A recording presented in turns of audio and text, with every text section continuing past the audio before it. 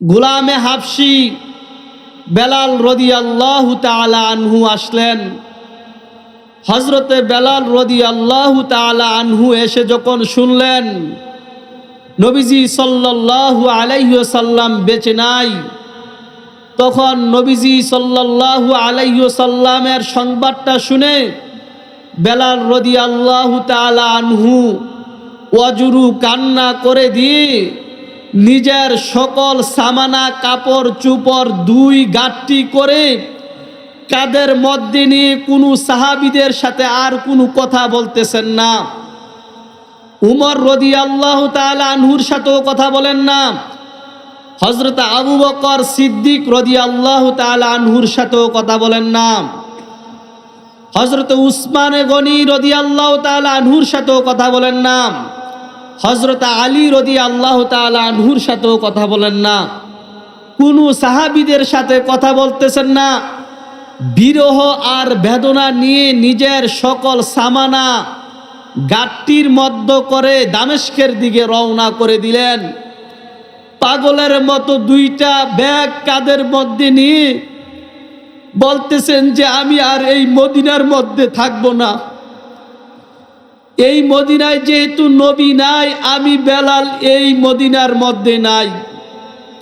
পাগল পারা হয়ে পাগল যেমনি ভাবে রাস্তা দিয়ে হেঁটে যায় আর নিজে নিজে কথা বলে, হযরতে বেলাল রাদিয়াল্লাহু তাআলা আনহু এরকম ভাবে রাস্তা দিয়ে হাইটা যাইতেছেন, দামেস্কের রাস্তার দিকে রওনা দিয়েছেন আর নিজে নিজে বলতেছেন যে আমার নবী নাই, আমার নবী নাই। Sunnah of Madina, the Islamic YouTube channel.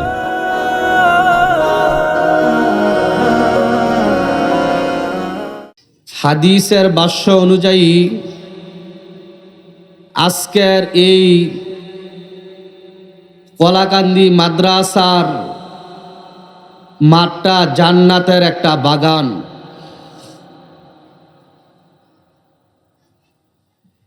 এই জান্নাতের বাগান প্রতিদিন বসে না, আর এই জান্নাতের বাগান প্রতিদিনও আসে না। তো আল্লাহ তাআলা যারা এই বাগানকে সাজিয়েছেন, শ্রম দিয়েছেন, মেধা দিয়ে, বুদ্ধি দিয়ে, পরামর্শ দিয়ে, আর্থিক সর্বপ্রকার সাহায্য সহযোগিতা করেছেন, আল্লাহ তাআলা সকলকে কবুল আর মঞ্জুর করেন। সকলে বলেন আমিন। মেরে মুহতারাম, আমি আপনাদের সম্মুখে কুরআনুল কারীম থেকে ছোট্ট একটি আয়াত তেলাওয়াত করেছি। রাসূল করিম সাল্লাল্লাহু আলাইহি ওয়াসাল্লামের অসংখ্য অগণিত হাদিস থেকে ছোট্ট একটি হাদিস পাঠ করেছি। যদি মালিক আমাকে তৌফিক এনায়েত দান করেন, তাহলে এই আয়াত এবং হাদিসের উপর কিছু আলোচনা করার চেষ্টা করব। ওমা তৌফিকি ইল্লা বিল্লাহ। আমি আপনাদের সম্মুখে যে আয়াতখানা পাঠ করেছি এর অর্থ হলো কুল্লু নাফসিন যায়িকাতুল মাউত সুম্মা ইলাইনা তুরজাউন। প্রত্যেকটি প্রাণী মৃত্যুর স্বাদ আস্বাদন করতেই হবে, তারপরে তোমরা আমার নিকট ফিরে চলে আসবে। রাসূল করিম সাল্লাল্লাহু আলাইহি ওয়াসাল্লাম যে হাদিসের মধ্যে বলেছেন তুহফাতুল মুমিনিল মাউত, ঈমানদারদের জন্য মৃত্যু উপহার স্বরূপ। বলেন সুবহানাল্লাহ। দুনিয়ার মধ্যে যা কিছু আছে, যেই সমস্ত জিনিসের মাখলুকাতের প্রাণী আছে, রূহ আছে, ওই প্রাণীটা একদিন না একদিন মৃত্যুবরণ করতেই হবে। ইচ্ছা করলেও মৃত্যুবরণ করতে হবে, ইচ্ছা না থাকলেও মৃত্যুবরণ করতে হবে। ধনী হলেও মৃত্যুবরণ করতে হবে, গরিব হলেও মৃত্যুবরণ করতে হবে। রসুলের সুন্নত থাকলেও মৃত্যুবরণ করতে হবে, আল্লাহর নবীর সুন্নত না থাকলেও মৃত্যুবরণ করতে হবে। মুসলমান হলেও মৃত্যুবরণ করতে হবে, বেঈমান হলেও মৃত্যুবরণ করতে হবে। রাজপ্রাসাদে অট্টালিকায় বসবাস করলেও মৃত্যুবরণ করতে হবে, আর জীর্ণ শীর্ণ কুঁড়ের ঘরের মধ্যে বসবাস করলেও মৃত্যুবরণ করতে হবে। সারাদিন না খেয়ে থাকলেও মৃত্যুবরণ করতে হবে, আর যে সারাদিন 3 বেলা খাবার খায় সেও একদিন দিন শেষে মৃত্যুবরণ করতে হবে। তো এর জন্য এই আয়াত থেকে আমরা বুঝতে পারি প্রত্যেকটা প্রাণী মৃত্যুর স্বাদ আস্বাদন করতে হবে। এবার আমার বুঝে আসুক বা না আসুক, আমার মরতেই হবে।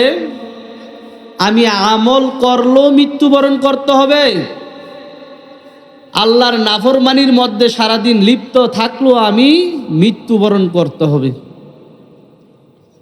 এর জন্য হাদিসের মধ্যে এসেছে যে একজন মানুষের মৃত্যু হলো 3 প্রকার। কয় প্রকার? 3 প্রকার। এক প্রকার মৃত্যু হলো শহীদি মৃত্যু, 2 নাম্বার মৃত্যু হলো জান্নাতি মৃত্যু, আর 3 নাম্বার মৃত্যু হলো জাহান্নামী মৃত্যু।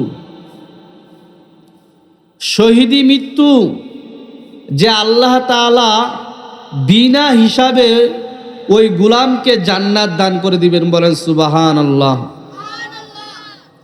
জান্নাতি মৃত্যু আল্লাহ তাআলা ওই বান্দার হিসাব নেওয়ার পর যদি কোনো অপরাধ করে থাকে ওই অপরাধের শাস্তি গ্রহণ করার পর একটা সময়ে ওই বান্দা জান্নাতে চলে যাবে। আর জাহান্নামী মৃত্যু হলো তার চূড়ান্ত হয়ে যাবে, সে আর জান্নাতে যেতে পারবে না।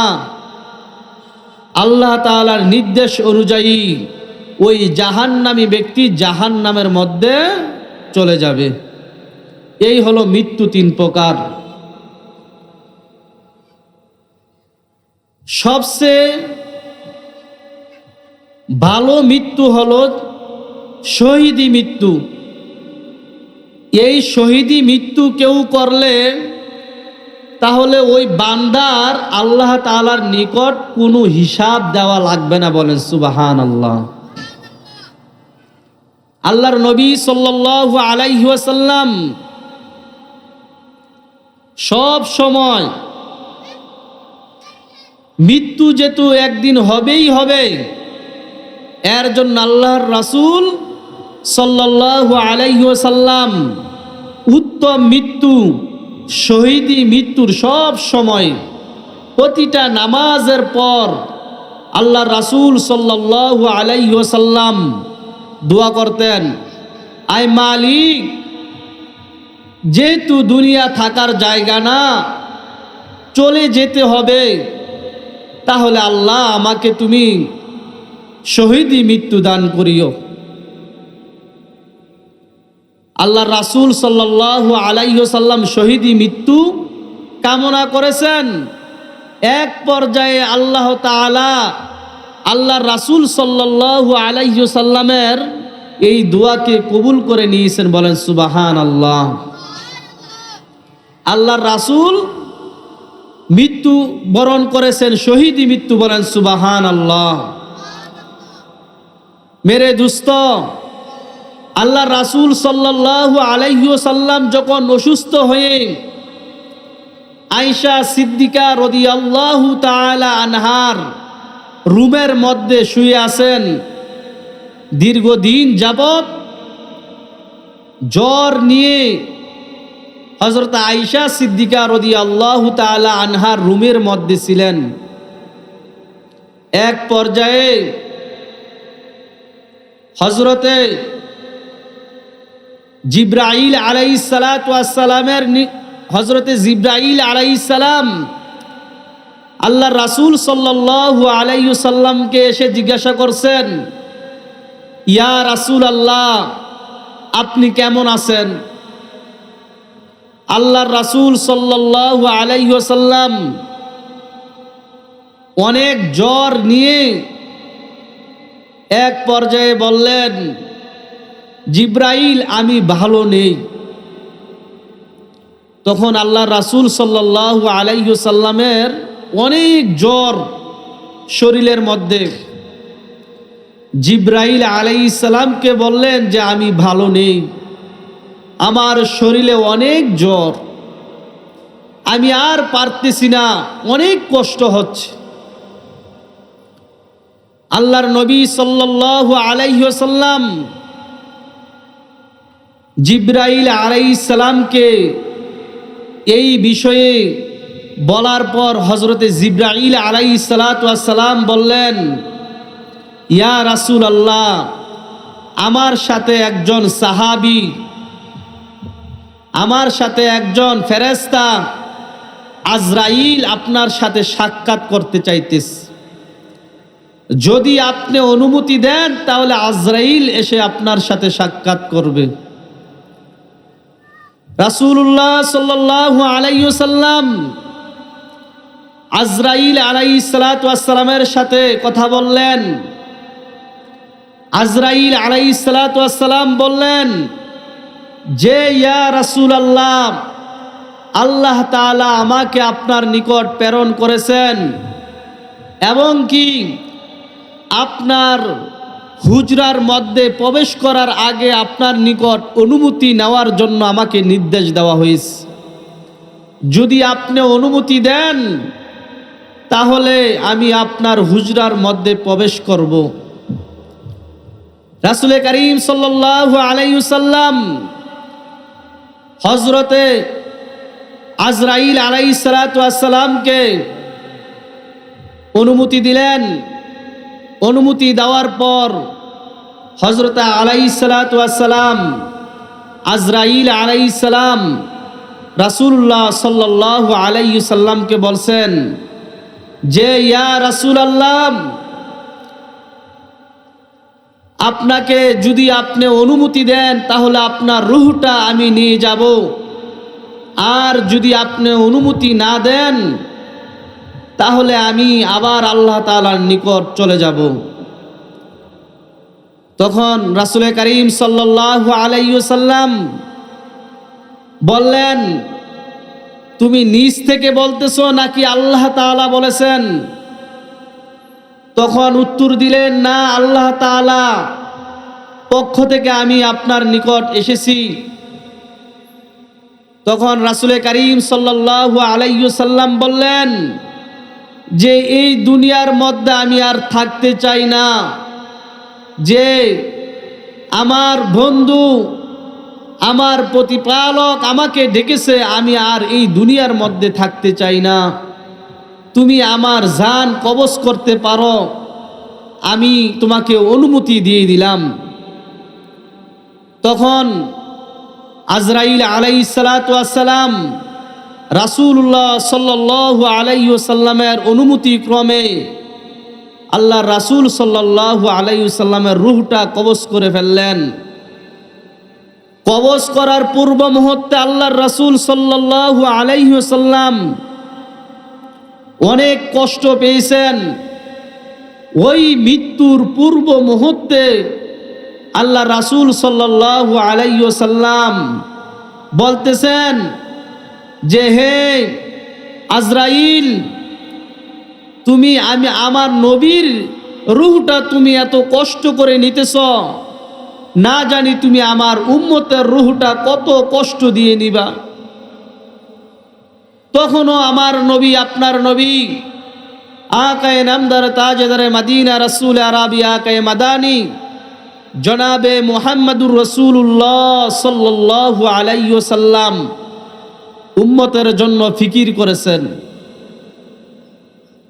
এক পর্যায়ে যখন আজরাইল আলাইহিস সালাতু ওয়াস সালাম রূহ নিয়ে চলে গেলেন, সকল সাহাবীদের মধ্যে একটি কথা ছড়িয়ে পড়ল যে আমাদের শেষ নবী সরকারে দুজাহান হযরত মুহাম্মদুর রাসূলুল্লাহ সাল্লাল্লাহু আলাইহি ওয়াসাল্লাম দুনিয়ার মধ্যে আর নেই।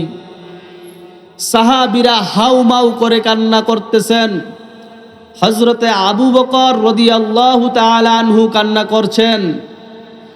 এক পর্যায়ে হযরতে উমর রাদিয়াল্লাহু তাআলা আনহুর নিকট এই কথা আসলো যে আখিরি নবী মুহাম্মদুর রাসূলুল্লাহ সাল্লাল্লাহু আলাইহি ওয়াসাল্লাম দুনিয়ার জমিনে আর নেই।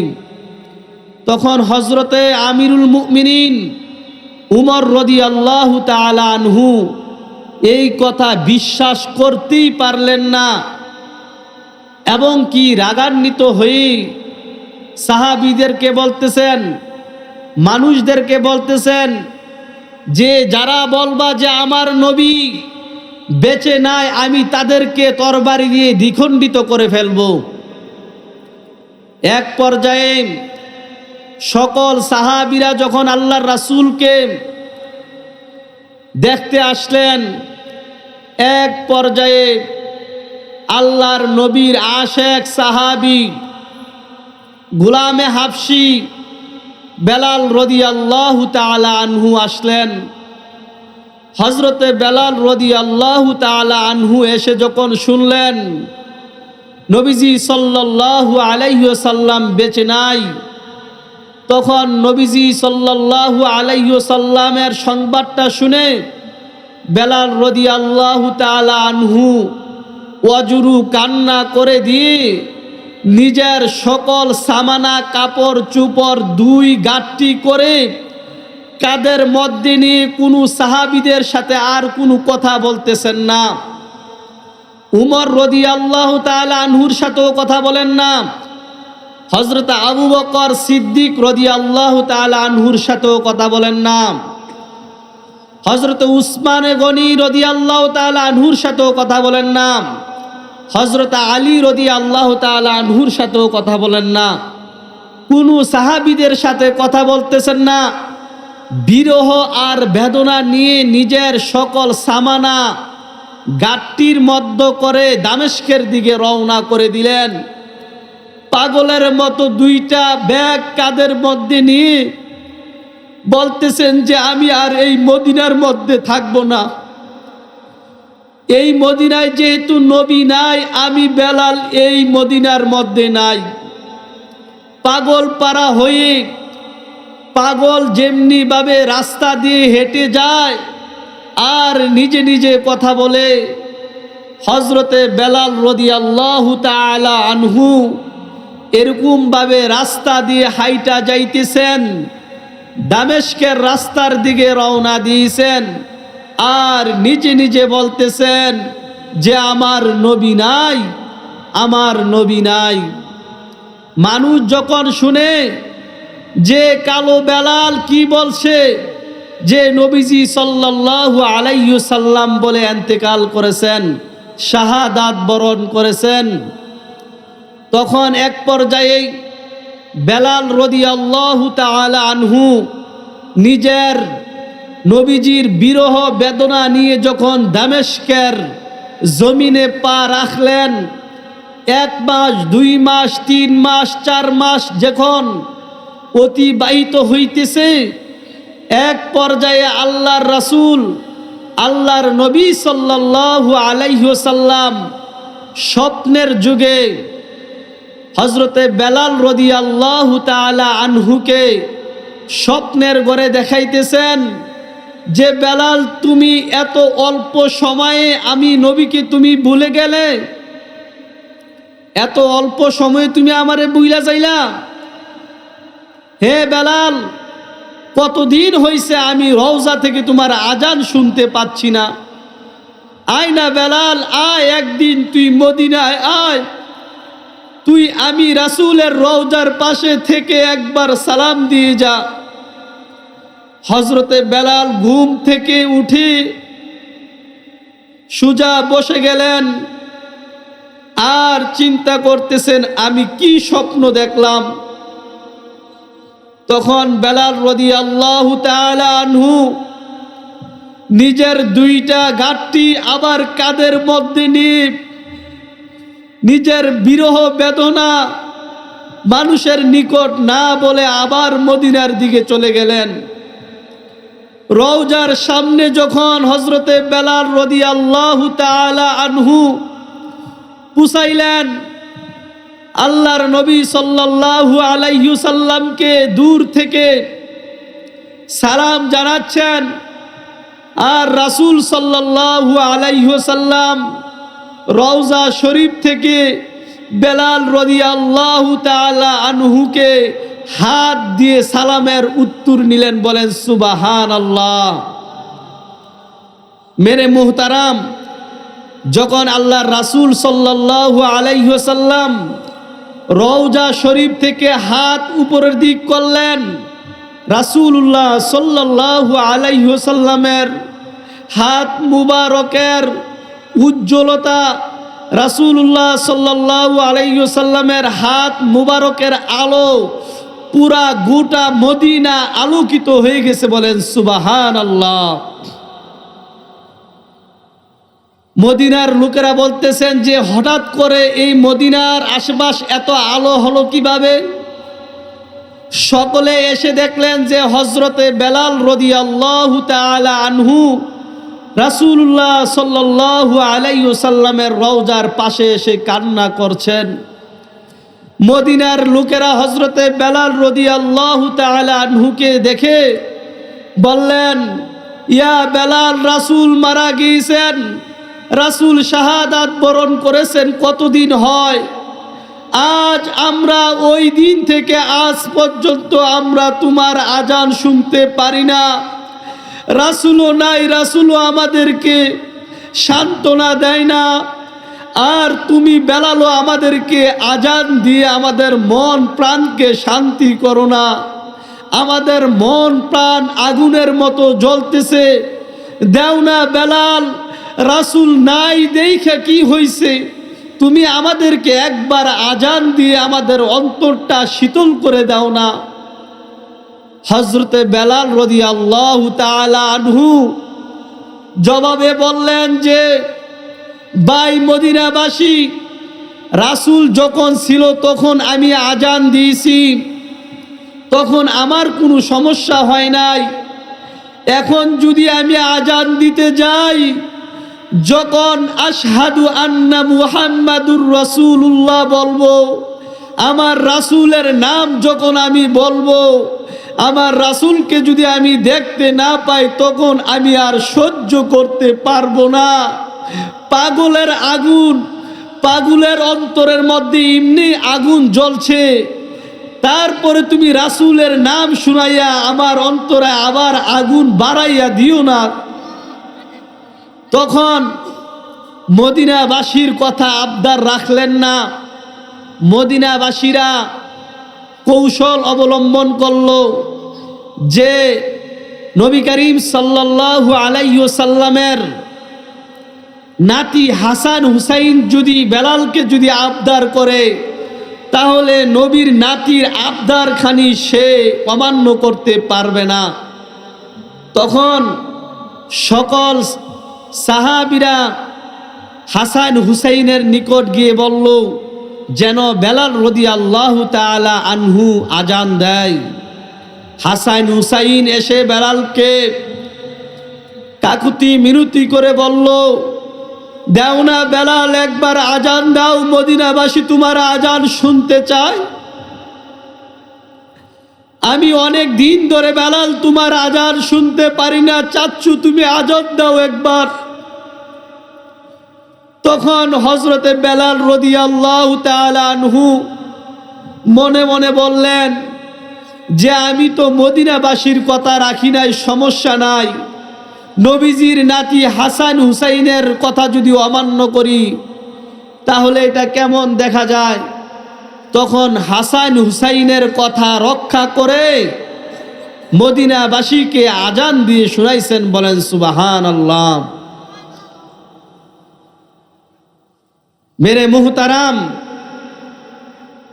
যাকে সৃষ্টি না করলে আমাকে আপনাকে সৃষ্টি করতো না, এই জগৎকে সৃষ্টি করতো না, সেই দামি মানুষ, দামি নবী, সমস্ত নবীদের নবী, সমস্ত পয়গম্বরদের পয়গম্বর, সেই নবী যেহেতু এই দুনিয়ার মধ্যে এসে থাকতে পারে নাই, তাহলে কি আপনি আমি থাকতে পারবো?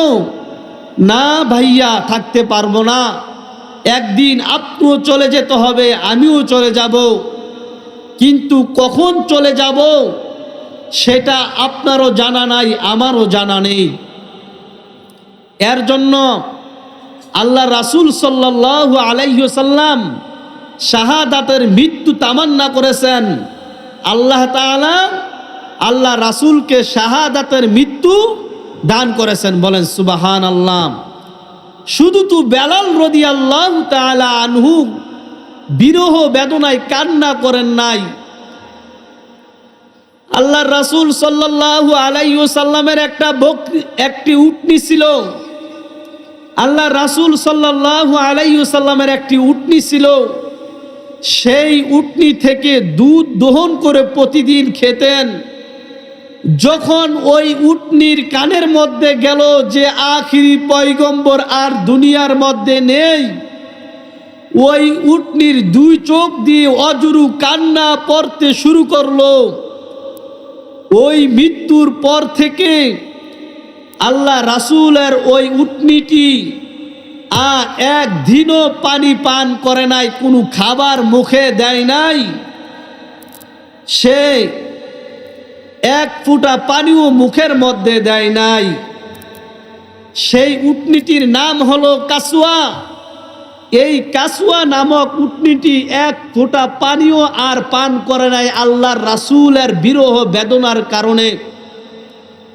একদিন, 2 দিন, যখন 3 দিন চলে গেল, আল্লাহর রাসূল সাল্লাল্লাহু আলাইহি ওয়াসাল্লামের বিরহ বেদনায় ওই কাসওয়া নামক উটনিটি একটি কূপের সামনে গিয়ে নিজেকে আত্মহত্যা করে ফেললো, বলেন সুবহানাল্লাহ। এই উটনিটি আল্লাহর রাসূল সাল্লাল্লাহু আলাইহি ওয়াসাল্লামের ভালোবাসার কারণে ওই উটনিটি মনে মনে বলেছেন, যেই দেশের মধ্যে আমার আখিরি পয়গম্বর নেই, সেই দেশের মধ্যে আমি উটনি কাসওয়া থেকে আর কি লাভ? আমি তো এসেছিলাম আল্লাহর রাসূলকে দুধ দেওয়ার জন্য, দুধ পান করবে আমার থেকে, আর সেই আখিরি পয়গম্বর যেহেতু দুনিয়া থেকে চলে গেছে, আমি আর আমার জীবনকে রেখে কোনো লাভ নেই। এর জন্য এই কাসওয়া নামক উটনিটি একটা কূপের মধ্যে গিয়ে নিজের জীবনকে দিয়ে দিছে, বলেন সুবহানাল্লাহ। মেরে মুহতারাম, মৃত্যু 3 প্রকার। এর মধ্য থেকে সর্বোত্তম মৃত্যু হলো শাহাদাতের মৃত্যু। শাহাদাতের মৃত্যু। আমিরুল মুমিনিন হযরত উমর রাদিয়াল্লাহু তাআলা আনহু 5 ওয়াক্ত নামাজের সময় শাহাদাতের মৃত্যু তামান্না করেছেন। আল্লাহ তাআলা আমিরুল মুমিনিন হযরত উমর রাদিয়াল্লাহু তাআলা আনহুর দোয়াখানাকেও কবুল করছেন, বলেন সুবহানাল্লাহ। আমিরুল মুমিনিন হযরত উমর রাদিয়াল্লাহু তাআলা আনহু যখন রুমের মধ্যে বসে রয়েছেন, তখন একজন গোলাম, আবু লুলু নামক এক গোলাম এসে আমিরুল মুমিনিনকে বললেন, ইয়া আমিরুল মুমিনিন, আমার মনিব আমার উপর জুলুম করতেছে, 5 টাকা করে প্রতিদিন আমার মনিবকে দিতে হয়, আপনি একটু সুপারিশ করে আমার মনিবকে বলেন যেন আমার থেকে আরো কম টাকা আমার থেকে গ্রহণ করে। তখন হযরত উমর রাদিয়াল্লাহু তাআলা আনহু বললেন, হেই মুশরিক আবু লুলু, মাত্র 5 টাকা তোমার থেকে তোমার মনিব চেয়েছে, এইটার জন্য আবার আমার নিকট বিচার নিয়ে আসতে হয়? হে গোলাম আবু লুলু, তুমি কি কাজ করো, তোমার পেশা কি? তখন আবু লুলু বলল যে আমি খঞ্জর বানাই, আমি বড় বড় ছুরি তৈরি করি। তখন আমিরুল মুমিনিন হযরত উমর রাদিয়াল্লাহু তাআলা আনহু বললেন যে তুমি ছুরি বানাও, এটা তো অনেক ভালো কাজ, 5 টাকা তুমি দিতে পারবে প্রতিদিন, যাও তুমি চলে যাও, তোমার মনিবকে তুমি প্রতিদিন 5 টাকা করে দিয়ে দিও। তখন ওই মুশরিক আবু লুলু মনে মনে বলতেছেন যে আমিরুল মুমিনিন হযরত উমর রাদিয়াল্লাহু তাআলা আনহুর নিকট আমি এসেছি, যেন আমাকে একটু সাহায্য করে আমার টাকাটা যেন একটু কমায় দেয়। আমার টাকাটা তো আমিরুল মুমিনিন কমায় নাই। মনে মনে বলতেছে যে আমি আগামীকালের মধ্যে এই উমর রাদিয়াল্লাহু তাআলা আনহুকে আমি শহীদ করে ফেলবো। বলেন নাউজুবিল্লাহ। তখন আবু লুলু বাড়িতে এসে একটি খঞ্জর বানাইলেন, অনেক ধারালো ছুরি বানিয়ে হযরত উমর রাদিয়াল্লাহু তাআলা আনহুর বাড়িতে আসলেন, মসজিদে নববীর মধ্যে আসলেন। হযরত উমর রাদিয়াল্লাহু তাআলা আনহু ফজরের নামাজের জন্য দাঁড়িয়ে গেলেন। ফজরের নামাজ যখন আদায় করতেছেন তখন ওই মুশরিক আবু লুলু হযরত উমর রাদিয়াল্লাহু তাআলা আনহুর পাশে নামাজের জন্য দাঁড়াইলেন। নামাজ চলাকালীন অবস্থায় আবু লুলু নিজের পকেট থেকে ওই খঞ্জর, ওই ধারালো অস্ত্রকে বের করে হযরত উমর রাদিয়াল্লাহু তাআলা আনহুর নাভির মধ্যে গাই দিয়ে ফেললেন। বলেন নাউজুবিল্লাহ। আরেকটি গাই দিলেন এই পাশে, আরেকটি গাই দিয়ে ফেললেন অপর পাশে। এক পর্যায়ে হযরত উমর রাদিয়াল্লাহু তাআলা আনহু নামাজ থেকে পাশে পড়ে গেলেন। নিজ পেটের নাড়ি বুড়ি বের হওয়ার উপক্রম হয়ে গেল। তখন হযরত উমর রাদিয়াল্লাহু তাআলা আনহুর পরিবর্তে আব্দুর রহমান ইবনে আউফ ইমামতি করার জন্য ইমামের মুসল্লায় দাঁড়িয়ে গেলেন। নামাজ সমাপ্ত করার পর তখন সকল সাহাবীরা হযরত উমর রাদিয়াল্লাহু তাআলা আনহুর মুখের মধ্যে দুধ দিলেন, কিন্তু ওই দুধ মুখ দিয়ে দিতেছে আর পেট দিয়ে বের হয়ে যাচ্ছে। ওষুধ পান করাইতেছে মুখ দিয়ে, পেট দিয়ে বের হয়ে যাচ্ছে। পেটের খাদ্য নালীও ছিঁড়ে গিয়েছে। এক পর্যায়ে ডাক্তাররা বললেন যে হযরত উমর রাদিয়াল্লাহু তাআলা আনহুকে বাঁচানো সম্ভব না। তখন সাহাবীদেরকে 7 জন সাহাবীর মতো ওই আবু লুলু এই কাতারের মধ্যে গাই দিয়ে শহীদ করে পরিশেষে নিজের পেটে নিজে গাই দিয়ে নিজে আত্মহত্যা করে মারা গিয়েছেন। বলেন নাউজুবিল্লাহ। মেরে মুহতারাম, হযরত উমর রাদিয়াল্লাহু তাআলা আনহু যখন জ্ঞান ফিরলেন তখন সাহাবীদেরকে একটা প্রশ্ন করতেছেন যে সাহাবীরা, আমি যেই নামাজের মধ্যে দাঁড়িয়েছিলাম ওই নামাজটা পড়া হয়েছে কিনা? বলেন না সুবহানাল্লাহ। মৃত্যু সরজা কিছুক্ষণ পর শহীদি মর্তবা লাভ করবেন, কিন্তু এই সময়ে ওসিয়ত করার প্রয়োজন ছিল। নিজের আদরের কলিজার টুকরা হযরত আব্দুল্লাহকে বুকে টেনে নিতে পারত, নিজের প্রিয়তমা স্ত্রীকে কাছে টেনে আনতে পারতেন, অথবা মৃত্যুর পূর্ব মুহূর্তে অনেকে অনেক কিছু খেতে আশা করে চায় যে আমি মালটা খেতে চাই অথবা পানি খেতে চাই, আমার শরীর থেকে অনেক রক্ত বের হয়ে অনেক ব্লাড চলে গিয়েছে, এই অবস্থায় তো পানি চায় অনেকে। কিন্তু এই অবস্থায় হযরত উমর রাদিয়াল্লাহু তাআলা আনহু বলতেছেন, যেই নামাজে আমি দাঁড়িয়েছিলাম ওই নামাজটা তোমরা সাহাবীরা আদায় করছুনি। বলেন না সুবহানাল্লাহ। সাহাবীরা উত্তর দিলেন, ইয়া রাসূলুল্লাহ, আপনি এই অবস্থায় পেরেশানি করিয়েন না, আমরা হযরতে আব্দুর রহমান ইবনে আউফের নেতৃত্বে আমরা ফজরের সালাত আদায় করেছি, বলেন সুবহানাল্লাহ। মেরে মুহতারাম, এই ঘটনা বলার উদ্দেশ্য হলো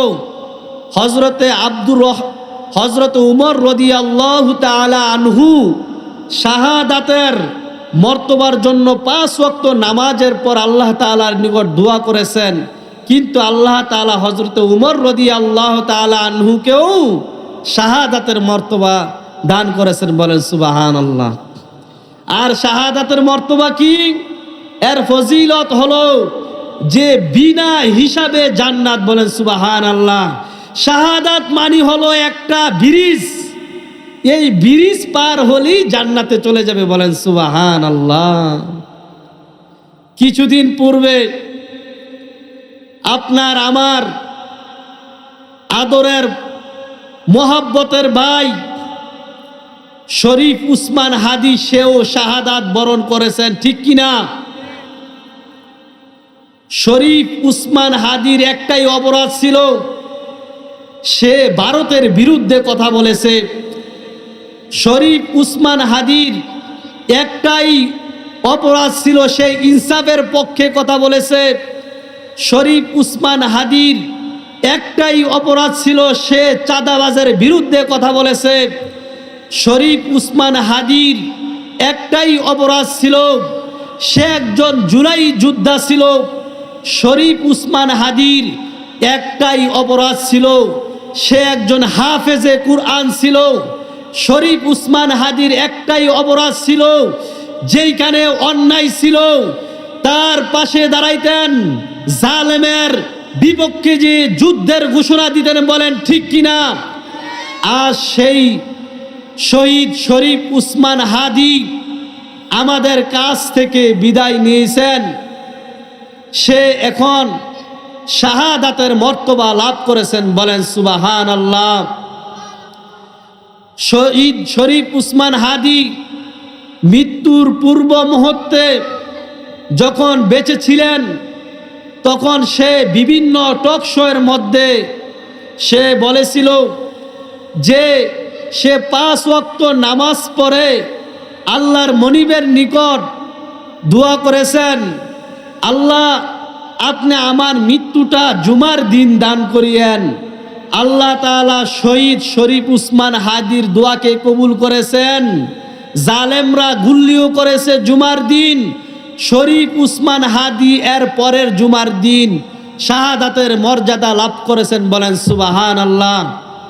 শরীফ উসমান হাদি তার আরেকটা তামান্না ছিল, সে সব সময় নামাজ পড়ে মুনাজাতে বলতেন, আল্লাহ আপনি আমাকে রাজপথে শাহাদাতের মৃত্যু দান করিয়েন। শরীফ উসমান হাদি এই দোয়াটা আল্লাহ তাআলা কবুল করেছেন, আল্লাহ তাআলাও তার মৃত্যুটাকে শাহাদাতের মৃত্যু দান করেছেন, বলেন সুবহানাল্লাহ। শরীফ উসমান হাদি চেয়েছিল ঢাকা 8 আসনের মানুষের মনকে জয় করার জন্য, মানুষের ভালোবাসা পাওয়ার জন্য, কিন্তু আল্লাহ তাআলা বলেন যে শহীদ শরীফ উসমান হাদি, আমি তোমাকে 18 কোটি মানুষের ভালোবাসা দিয়ে দিলাম, বলেন সুবহানাল্লাহ। মেরে মুহতারাম, শরীফ উসমান হাদি সে আল্লাহ তাআলার দরবারে যেইটা চেয়েছেন, আল্লাহ তাআলা ওই জিনিসটাই কবুল করেছেন। লক্ষ্য করে দেখেন, বিভিন্ন টক শোয়ের মধ্যে বলেছেন যে আমি একজন রাজনীতিবিদ, আমার মৃত্যুটা যেন হয় রাস্তাঘাটে, কেননা রাজনীতি যে করে তার মৃত্যু কখনো বাড়ি ঘরের মধ্যে কুকুরের মতো শিয়ালের মতো মৃত্যু হতে পারে না। আমি যেরকম রাজনীতি করি, আমি একজন রাজনীতিবিদ, আমার মৃত্যুটাও যেন হয় এরকম রাস্তাঘাটে। তখন শরীফ উসমান হাদির এই দোয়াটাও কবুল হয়েছে। সে বিভিন্ন টক শোয়ের মধ্যে বলেছেন, হয়তো আমাকে রাস্তার মধ্যে গুলি করে আমাকে শহীদ করে দিবে। ঠিকই একদিন আমরা দেখলাম এই শহীদ শরীফ উসমান হাদিকে জুমার নামাজ পড়ে বাড়িতে খাবার খাওয়ার জন্য যাইতেছিল, আর নির্মমভাবে জালেমরা শহীদ শরীফ উসমান হাদিকে গুল্লি করে মেরে ফেলছে। আল্লাহ তাআলা যেন এই শহীদ শরীফ উসমান হাদির কবরটা রিয়াজুল জান্নাহ হিসাবে কবুল করেন। সকলে বলেন আমিন। মেরে মুহতারাম, আমি যখন শহীদ শরীফ উসমান হাদির জানাজা পরে বাসায় ফিরে আসলাম, তখন আমার স্ত্রীও চিন্তা না এই শরীফ উসমান হাদিকে। একবার আমার স্ত্রী মুখ দিয়ে বলেই ফেললেন যে আমাদের যদি কখনো সন্তান হয় তাহলে এই সন্তানের নাম রেখে দিব শহীদ শরীফ উসমান হাদি। আমিও আপনাদের সম্মুখে বলে যাই, যদি আল্লাহ তাআলা আমাকে ছেলে সন্তান দান করেন তাহলে এই সন্তানের নাম রেখে দেব শহীদ শরীফ উসমান হাদি। মেরে মুহতারাম, শুধু শহীদ শরীফ উসমান হাদি সেই শুধু বীর পুরুষ ছিলেন না, তার পরিবারের প্রতি যদি লক্ষ্য করি, তার গোটা পরিবারটাই ছিল একজন ইসলামিক আল্লাহওয়ালা পরিবার।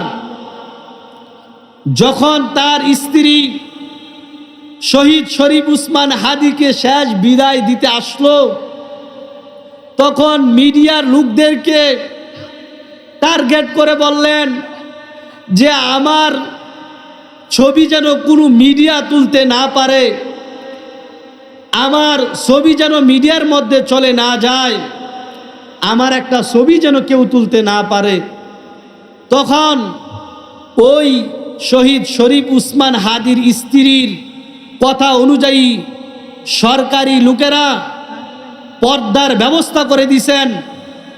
তিনটি পর্দার মাধ্যমে শহীদ শরীফ উসমানের স্ত্রী শহীদ শরীফ উসমানকে দেখে শেষ বিদায় দিয়েছেন। বলেন সুবহানাল্লাহ। নাকি পর্দার লঙ্ঘন করেছেন? না, পর্দার লঙ্ঘন করে নাই। কিন্তু এই মহিলা চেয়েছিল গোপনে থাকার জন্য, কিন্তু আল্লাহ বলছেন না, যদিও তুমি বাহ্যিকভাবে পর্দার মধ্যে রয়েছ, কিন্তু তোমার নামকেও তোমার পর্দাকেও আমি সমস্ত গোটা মুসলমানদের কলবের মধ্যে আমি ঢুকিয়ে দিব। বলেন সুবহানাল্লাহ। মেরে মুহতারাম, শহীদ উসমান হাদির স্ত্রীর মতো এরকম স্ত্রী পাওয়া অনেক সৌভাগ্যের বিষয়। আমরা যে আলেমরাও বুকে হাত দিয়ে বলতে পারবে না যে তার স্ত্রী শহীদ শরীফ উসমান স্ত্রীর মতো খাস পর্দা করে। উদাহরণ না দিলে বুঝবেন না। কয়েক বছর আগে আমাদের প্রিয় আবু তুহা আদনান ভাই গুম হয়ে গিয়েছিলেন। আবু তুহা আদনান ভাইয়ের স্ত্রীও কিন্তু এক পর্যায়ে স্বামীর জন্য লাইভে চলে আসছেন, ঠিক কিনা? মিথ্যা বলতেছি? কিন্তু আমার শহীদ শরীফ উসমান হাদির ভাই স্ত্রী, সেও কিন্তু লাইভে আসতে পারত। লাইভে আসেন না কেন? নিজের মেধাকে প্রশ্ন করবেন, কেন আসেন নাই?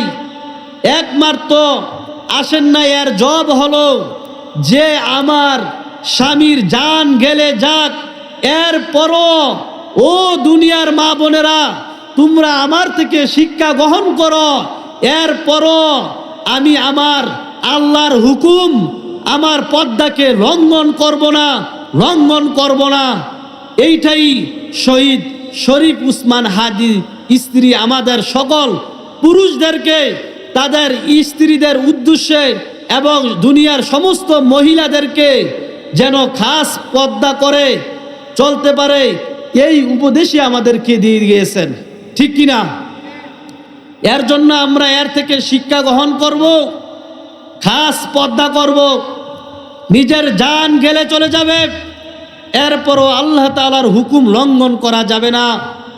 মেরে মুহতারাম, যদি আমরা আল্লাহ তাআলাকে খুশি করতে পারি তাহলে আল্লাহ তাআলাও আমাদেরকে খুশি করে দিবেন।